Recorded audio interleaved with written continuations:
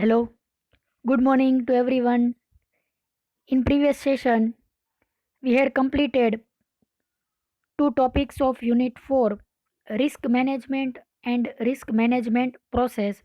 So, today we will start the next topic of Unit 4 is risk monitoring and controlling and role and responsibility of project team. So, today we will discuss about these 2 points. First, we discuss about risk monitoring and controlling. So, let we start.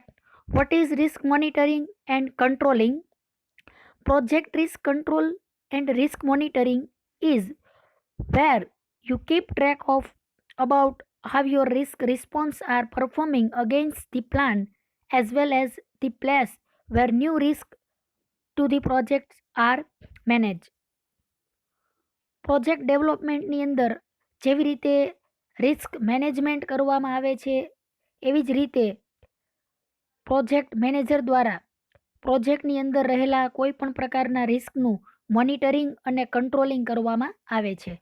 આ એટલા માટે જરૂરી છે કે કોઈ પણ પ્રોજેક્ટની અંદર કોઈ પણ સમયે કોઈ પણ પ્રકારનું જે જોખમ ઊભું થાય છે એ જોખમને ઓછું કરી શકાય, ઘટાડી શકાય, અથવા તો જો કોઈ પણ નવું પ્રકારનું રિસ્ક ઊભું થતું હોય તો એનો વિશે આઈડેન્ટિફાઈ કરી શકાય. Risk monitoring and control requires in order to ensure the execution of the risk plan and evaluate their effectiveness in reducing risk. ખાસ કરીને રિસ્ક મોનિટરિંગ એન્ડ કંટ્રોલિંગની અંદર એ પ્રકારનો પ્લાન તૈયાર કરવામાં આવે છે જેને આપણે રિસ્ક પ્લાન તરીકે ઓળખી શકાય. આ પ્લાન એવી રીતે એક્ઝિક્યુટ કરવામાં આવશે કે જેના દ્વારા એ પ્લાનનું રિઝલ્ટ છે એ પ્રોજેક્ટમાંથી પૂરતું મળે અને આપણે રિસ્કનો ઘટાડો કરી શકીએ છીએ. This measures include activity monitoring. હવે જુઓ, રિસ્ક મોનિટરિંગ અને કંટ્રોલિંગ દ્વારા બીજી કઈ કઈ બાબતો ઉપર આ પ્રકારનું મોનિટરિંગ અને કંટ્રોલિંગ થઈ શકે છે એના પોઈન્ટ્સ તમને આપવામાં આવેલા છે, તો તમારે આ નોટ ડાઉન કરવાના છે. First is activity monitoring. All the activities schedule within some task can be monitored on day-to-day basis. When all the activities in task are completed, it is considered as a complete. એક પ્રકારનું તમારા પ્રોજેક્ટમાં જે activity કે operation થતા હોય છે એનું મોનિટરિંગ કરવામાં આવે અને એના ઉપરથી એના ઉપરથી આઈડેન્ટિફિકેશન મેળવવામાં આવશે કે આવી કોઈ એક્ટિવિટી, સબ એક્ટિવિટી કે કોઈ ઓપરેશનની અંદર કોઈ પણ પ્રકારનું રિસ્ક કે જોખમ નથી રહેલું ને, એટલે સૌથી પહેલું છે એ એક્ટિવિટીનું મોનિટરિંગ કરવામાં આવશે. Status report.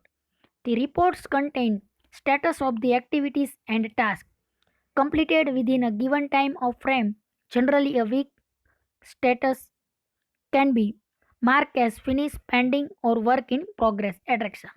બીજું, આ પ્રકારનું જે રિસ્ક મોનિટરિંગ અને કંટ્રોલિંગ કરવામાં આવે છે એનો એક રિપોર્ટ તૈયાર કરવામાં આવે છે જેને આપણે સ્ટેટસ રિપોર્ટ તરીકે ઓળખી શકાય. આ સ્ટેટસ રિપોર્ટની અંદર જે ઓપરેશન, જે ટાસ્ક કે જે વર્ક કરવામાં આવે છે એ ગિવન ટાઈમ ફોર્મેટની અંદર, ગિવન ટાઈમ શિડ્યુલની અંદર કમ્પ્લીટ થાય છે કે નહીં, લાઈક કયો પ્રકારનો ટાઈમ હોય, વીકનો ટાઈમ હોય, 15 ડેઝનો હોય, મંથનો ટાઈમ હોય, તો આવું જે ટાઈમ શિડ્યુલ છે એ ટાઈમ શિડ્યુલ મુજબ એ વર્ક કમ્પ્લીટ થાય છે કે નહીં એવું એ રિપોર્ટમાં નોટ કરવામાં આવે છે. પછી સાથે સાથે સ્ટેટસ રિપોર્ટમાં એ વર્કની પ્રોગ્રેસ કેટલી છે, એ વર્કનું સ્ટેટસ શું છે, ફિનિશ થયેલું છે, પેન્ડિંગ થયેલું છે, કાંઈ અટકેલું છે, કોઈ પ્રોબ્લેમ્સ ક્રિએટ થયેલા છે, તો આવી બધી માર્ક, આવી બધી નોટિસ છે એ આ સ્ટેટસ રિપોર્ટની અંદર કરવામાં આવે છે. Then after, milestone checklist. Every project is divided into multiple phases where major tasks are performed. Milestone based on the phases of SDLC. This milestone checklist is prepared once every few weeks and report the status of milestone. હવે જો મોનિટરિંગની અંદર આ બાબત પણ જરૂરી છે કે તમારા પ્રોજેક્ટનો માઇલસ્ટોન નક્કી કરવામાં આવે. માઇલસ્ટોન ઇન ધ સેન્સ આટલા સમયની અંદર આટલું કામ તમારે જે કમ્પ્લીટ કરવાનું છે એ થયું છે કે નહીં, એવા દરેક માઇલસ્ટોન નક્કી કરેલા હોય કે ભાઈ 60 ડેઝની અંદર 50% કામ થઈ જવું જોઈએ, તો એક પ્રકારનો માઇલસ્ટોન છે. 1 મંથની અંદર 30% વર્ક કમ્પ્લીટ થવું જોઈએ તો એક પ્રકારનો માઇલસ્ટોન છે. તો આવા દરેકે દરેક જે માઇલસ્ટોન નક્કી કરેલા હોય એ માઇલસ્ટોનનું આખું ચેકલિસ્ટ તૈયાર કરવામાં આવે છે કે માઇલસ્ટોન મુજબ પ્રોજેક્ટ કમ્પ્લીટ થાય છે કે નહીં, માઇલસ્ટોન મુજબ પ્રોજેક્ટનું ટાસ્ક પૂરું થાય છે કે નહીં.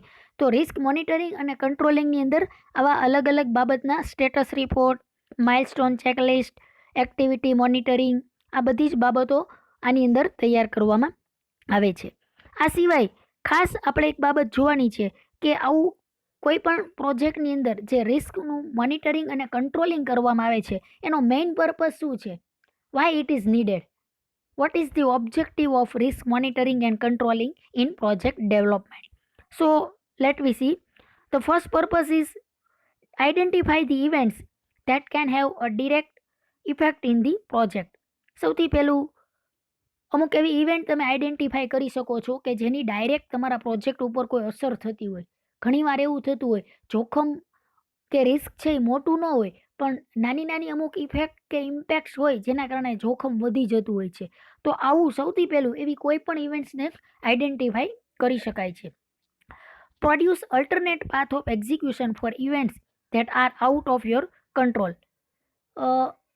રિસ્ક મોનિટરિંગ અને કંટ્રોલિંગ દ્વારા એવું પણ ચેક કરી શકાય છે, અલ્ટરનેટ પાથ મેળવી શકાય છે કે કોઈ પણ સમયે કોઈ પ્રોબ્લેમ્સ ક્રિએટ થયો, કોઈ ઇવેન્ટ, કોઈ ઓપરેશન ફેલ થયું તો એની માટેનો તમે અલ્ટરનેટ પાથ, અલ્ટરનેટ વે છે એ ફાઇન્ડ કરી શકો છો. Implement a continuous process for identifying, qualifying and responding to new risk. તમે કન્ટિન્યુઅસલી આવી પ્રોસેસ જો કરવામાં આવે તો તમારા પ્રોજેક્ટની અંદર કોઈ પણ નવા પ્રકારનું જોખમ રહેલું છે કે નહીં, નવા પ્રકારનું જોખમ ઉદ્ભવશે કે કેમ, એનો રિસ્પોન્સ તમે કઈ રીતે આપી શકશો, એ બધી જ વસ્તુ આપણે આઈડેન્ટિફાઈ કરી શકીએ છીએ. To confirm risk process response are implemented as plan. તમે પ્લાન મુજબ અથવા તો જ્યારે રિસ્ક જનરેટ થાય છે ત્યારે તમારા રિસ્ક પ્લાન મુજબ તમે પ્રોપર રિસ્પોન્સ છે એ આપી શકો છો અને ઇમ્પ્લિમેન્ટ કરી શકો છો plan. Proper policies and procedure are follow. જો પ્રોજેક્ટ ડેવલપમેન્ટ દરમિયાન રિસ્ક મોનિટરિંગ અને કંટ્રોલિંગ કરવામાં આવતું હોય તો જે કાંઈ પણ પોલિસીસ, જે કાંઈ પણ રૂલ કે પ્રોસિજર તમારે ફોલો કરવાની હોય ડેવલપમેન્ટ દરમિયાન તો એ બધા રૂલ્સ, એ બધા પ્રોટોકોલ, પોલિસી, સ્ટ્રક્ચર તમે ફોલો કરી શકો છો. New risk has occurred that were not previously identified. જુઓ, સૌથી વધારે અગત્યનો આ પોઈન્ટ છે કે અમુક જોખમ એવા હોય કે એટ અ ટાઈમ ક્રિએટ થતા હોય, રન ટાઈમ ક્રિએટ થાય તો એવા નવા રિસ્ક પણ તમે આઈડેન્ટિફાઈ કરી શકો છો કે આપણે જે રિસ્ક પહેલેથી પ્રેડિક્ટ પણ ન કરેલું હોય, નોન પ્રેડિક્ટેબલ જેને કહેવાય. બરાબર, અગાઉ આપણે ટાઈપ્સમાં જોઈ ગયા હતા પ્રેડિક્ટેબલ રિસ્ક અને નોન પ્રેડિક્ટેબલ રિસ્ક. તો અહીંયા આપણે એવું પણ જાણી શકીએ છીએ. એટલે રિસ્ક મોનિટરિંગ અને કંટ્રોલિંગ દરેકે દરેક પ્રોજેક્ટ ડેવલપમેન્ટની અંદર જરૂરી છે. એના આપણે જે પોઈન્ટ્સ જોયા અગાઉ એ પોઈન્ટ્સ અને આ ખાસ પર્પસ તમારે એની અંદર લખવાના છે. Now, here we complete risk monitoring and controlling. Our second point is role and responsibility of project team. આપણે બીજો ટોપિક સ્ટાર્ટ કરીએ છીએ, role and responsibility of project team. હવે તમને દરેકને ખ્યાલ જ છે કે પ્રોજેક્ટનું જે ડેવલપમેન્ટ કરવામાં આવે છે એ ડેવલપમેન્ટ માટે આખી ટીમ વર્ક કરતી હોય છે. એ ટીમની અંદર ઘણા બધા મેમ્બર્સ હોય છે. મેમ્બર્સની વાત આપણે કરીએ તો પ્રોજેક્ટ મેનેજરથી માંડીને tester, system analyst, developer, designer, database administration, આવા ઘણા બધા નંબર ઓફ પીપલ આની અંદર સમાવેશ કરવામાં આવેલા હોય છે અથવા તો એના ઉપર વર્ક કરતા હોય છે. તો પ્રોજેક્ટની જે ટીમ છે, આખી ટીમ, એ ટીમનો રોલ શું છે, એ ટીમની જવાબદારી શું છે, એ ટીમનું ટાસ્ક શું છે, તો આપણે આજે વન બાય વન જોશું. સૌથી પહેલું આપણે જોઈએ પ્રોજેક્ટ મેનેજર, કે પ્રોજેક્ટ મેનેજરની જવાબદારી શું છે, role and responsibility of project manager. So first, a project manager is a person who is responsible for leading the project. જો સૌથી અગત્યનું, કોઈ પણ પ્રોજેક્ટ માટે પ્રોજેક્ટ મેનેજર છે રિસ્પોન્સિબલ ગણાય. જેવી રીતે કોઈ કંપની છે તો કંપનીમાં મેનેજર હોય એ કંપનીનો રિસ્પોન્સિબલ પર્સન કહેવાય. બેંક છે તો બેંકમાં બેંક મેનેજર હોય એને આપણે રિસ્પોન્સિબલ પર્સન તરીકે ઓળખી શકાય. કોઈ શોપ છે તો શોપનો જે ઓનર છે એ ઓનર રિસ્પોન્સિબલ પર્સન ગણાય. તો પ્રોજેક્ટ ડેવલપમેન્ટની અંદર કોઈ પણ પ્રોજેક્ટ માટે સૌથી વધુ જવાબદાર કોઈ વ્યક્તિ હોય તો એ પ્રોજેક્ટ મેનેજર છે. In other words, project managers are the spear threads of a project. આપણે એવું પણ કહી શકીએ બીજા વર્ડની અંદર કે પ્રોજેક્ટ મેનેજર છે એ પ્રોજેક્ટ માટે તમામ બધી જ વસ્તુ છે એ પ્રોજેક્ટ મેનેજર છે. They ensure that project is completed within the specified deadline and get delivered to the client without any flaws. બીજી પ્રોજેક્ટ મેનેજર એવી પણ ખાતરી આપે છે અથવા એની એવી પણ જવાબદારી છે કે સ્પેસિફાઈડ ટાઈમ લિમિટની અંદર અથવા તો ડેડલાઇનની અંદર ક્લાયન્ટને પ્રોજેક્ટ છે એ સક્સેસફુલી કમ્પ્લીટ કરીને આપવો. He or she handles all the aspect of the project from project initiation to project delivery. જુઓ, પ્રોજેક્ટની શરૂઆતથી માંડીને પ્રોજેક્ટના એન્ડ સુધીની તમામ એક્ટિવિટી, તમામ ટાસ્ક, એનું કંટ્રોલિંગ, એનું મોનિટરિંગ, એનું પ્લાનિંગ, આ બધી જ જવાબદારી છે એ પ્રોજેક્ટ મેનેજરની ગણવામાં આવે છે. એટલા માટે તમને આ પોઈન્ટમાં એવું કીધું છે. જુઓ, he or she handles all the aspect of the project from project initiation to project delivery. પ્રોજેક્ટની શરૂઆતથી માંડીને પ્રોજેક્ટ ડિલિવરી ત્યાં સુધીની તમામ જવાબદારી, ત્યાં સુધીનો તમામ રોલ એ પ્રોજેક્ટ મેનેજરનો ગણવામાં આવે છે. To put it simply, he is champion of the project. He provides the vision of the project to his team members and keeps their focus firmly fixed on the same. He or she is that person who ultimately gets praise for the success of the project or described for the failure of it. The project manager is accountable for the fate of a project. આપણે એવું પણ કહી શકાય project manager છે એ સૌથી વધુ જવાબદાર વ્યક્તિ છે. ચેમ્પિયન ઓફ ધી પ્રોજેક્ટ, પ્રોજેક્ટનું વિઝન, પ્રોજેક્ટનો પ્લાન, પ્રોજેક્ટનો ટાઈમ સ્લોટ, ટાઈમ ફ્રેમ, પ્રોજેક્ટનું વર્ક ડિસ્ટ્રીબ્યુશન, આ બધી જ જવાબદારી છે એ પ્રોજેક્ટ મેનેજરની ગણવામાં આવે છે. સાથે આપણે એવું પણ કહી શકીએ કે જો કોઈ પણ સમયે પ્રોજેક્ટ ફેલ થાય તો એની જવાબદારી પ્રોજેક્ટ મેનેજરની ગણવામાં આવે છે. પ્રોજેક્ટ મેનેજર છે એક એવી વ્યક્તિ છે કે જેને પૂરેપૂરા પ્રોજેક્ટ માટે કાઉન્ટેબલ ગણાવી શકાય.